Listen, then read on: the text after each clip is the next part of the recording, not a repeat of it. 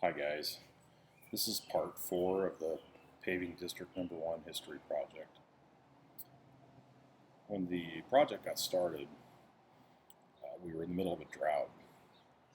The business owners and property owners started digging up the dirt street to replace their water mains in preparation for the new brick pavement. As the streets got torn up, we started to get rain.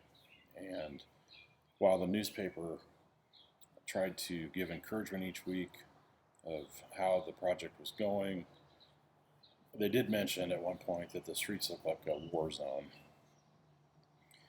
There was also many of these projects going on around the country, so we experienced a great shortage in product. First it was cement to put the concrete base down, and then bricks.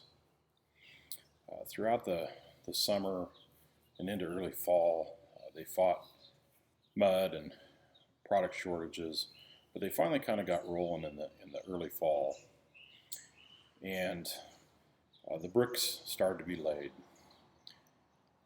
I've heard stories, people mention to me memories from their family of the black man who laid the bricks in Stromsburg, and I'm going to share one of those stories that's from my family. My great-grandfather, my mom's grandfather, Clifford Johnston, was born in 1903, in December of 1903, so he would have been about 15 when the project started.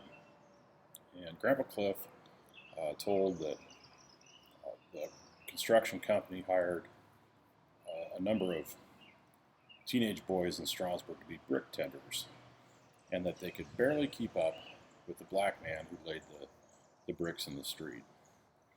Now, I've heard that story a number of times, and through my research I was able to find several mentions of this man in our local newspaper. They said that he was a fast workman, an absolute marvel. People would come to the square just to watch him work. It mentions in there that it would take 6 brick tenders, and not of the slow kind, to keep up with this man. Now, I have what I consider pretty good size hands. I'm going to show you. This is what one of those bricks looks like in my hand. They weigh 8.5 pounds apiece. The newspaper claimed that this man, in a day's work, could lay 25 to 28,000 of those bricks without even being tired at the end of the day.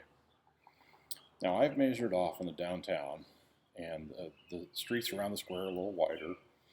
That is almost a half a block of paving.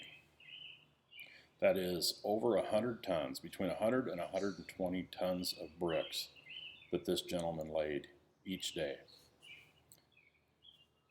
The newspaper mentioned that he was a highly skilled laborer, and that he was getting paid the big bucks on the crew, and that also he was no doubt the big man on the crew. I have delayed this episode just a little bit because I was trying to find who this man was, what his name was, and I really wanted to give a tribute to him, because I just can't imagine the hard work that this man put into putting these bricks in Stromsburg. I think he was probably an extremely physically impressive gentleman, but I'm betting by the time he was 40, his back was shot, his knees were shot, and his hands were probably shot. He probably had arthritis. But when he was a young man, he was a very impressive gentleman.